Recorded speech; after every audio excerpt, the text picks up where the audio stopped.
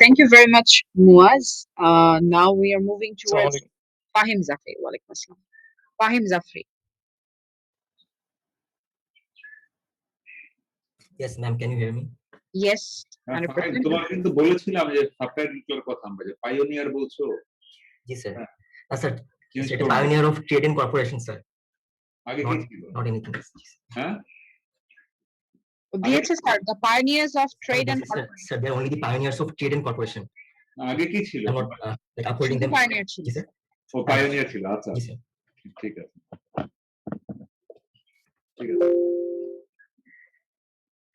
Sir, am I visible? Yes, you are visible. Can you like see me on video? Yes. দেখতে পাচ্ছ So, প্রিয়াকে আমি দেখতে পাচ্ছি না তো Just a minute. হ্যাঁ স্যার, আছে।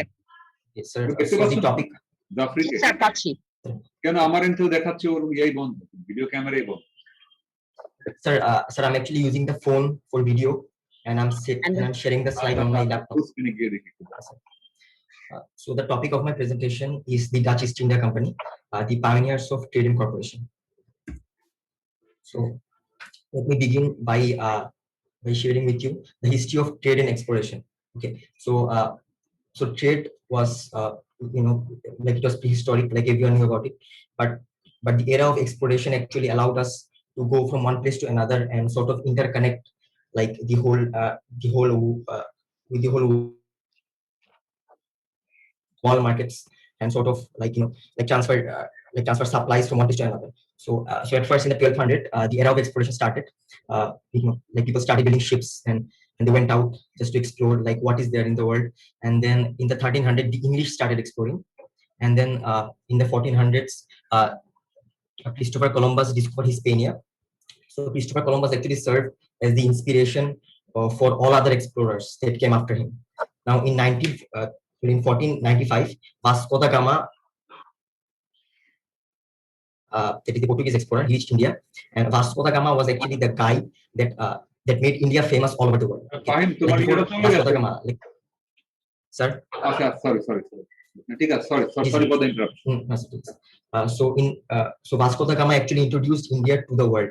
Like before Vasco da Gama, like people knew what India was, but they knew it as some sort of a mystical and like a mythical place.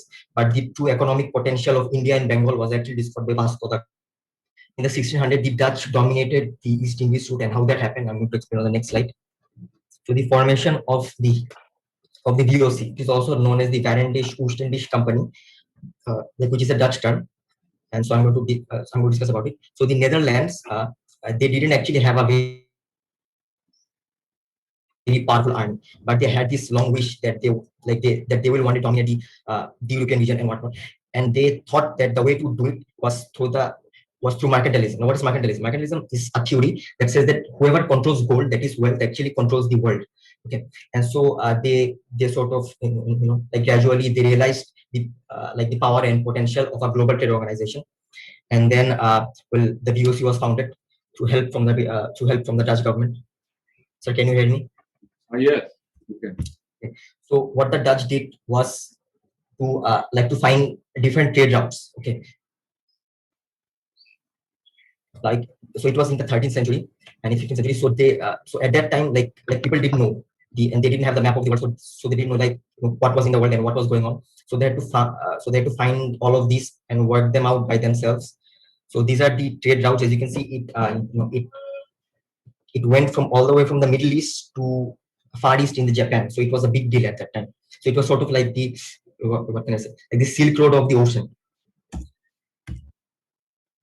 So yes, so the next thing I'm going to discuss is the signature products of the VOC. Okay, so well, the VOC was they had a very, what can I say, a very strategic business strategy, which was to only sell products which had high demand. Like they didn't want to venture out to very risky ventures, so they only sold the spices of India, which was very high demand all over Europe, which included like cinnamon, cloves, pepper, cardamom. We have 1 minute left. And they also sold textile and opium and porcelain and luxury handicrafts. So if you like to compare the Dutch East India Company, it was very big in size. Okay, it was the total market valuation was $7.9 trillion, which was like, which is a lot even at that time and even in this time.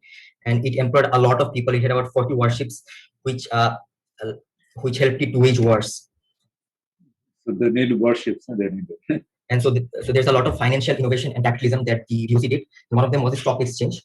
So like in order to fund these voyages that they made, they need to raise money from the public, which they did. And they also made a lot of innovations in legal and corporate identity. Like the DOC was the first legal and corporate identity that they made. And the concept of management, like they sort of brought the idea of management. Well, before this, they didn't have that. The supply chain and production lines they owned, as you can see in the next slide. So yeah, the Dutch had a lot of blood in their hands. Okay, they were not nice people. So they did a lot of massacres and colonization, slave trade, bad treatment of employees. They acted as quasi government and they waged wars upon nations and they massacred tens of thousands of people. Fine, please conclude as soon as possible. Yes, ma'am. And although it is true that the Dutch did a lot of good, but at the end of the day, they had a lot of blood in their hands, and so nobody was rooting for them, and so they dissolved at the very onset of the 18th century. So yeah, that was my presentation. If you have any questions, please feel free to ask. All right, thank you, Fine. I would just request you, if you have no problem, you upload your slide in post sections so that we can recommend them in this semester and the future semesters as sample presentation of PPT slide. Yes, and on a lighter note, don't take it seriously. I would suggest you to pursue higher studies in world history. All right. So higher studies in what? World history. All right. Oh, world history. In a premier university, in Western University, then. Thank you. I want to thank Fahim. I had no idea that at that time share market could have existed. Like that's like a very shocking new information for me. And actually, the word stock, it came from the stocks of the ships, like the voyages that they made. So the word stock came from there. Okay. Yeah. Thank you very much. It was very interesting. I enjoyed it thoroughly. Thank you, ma'am.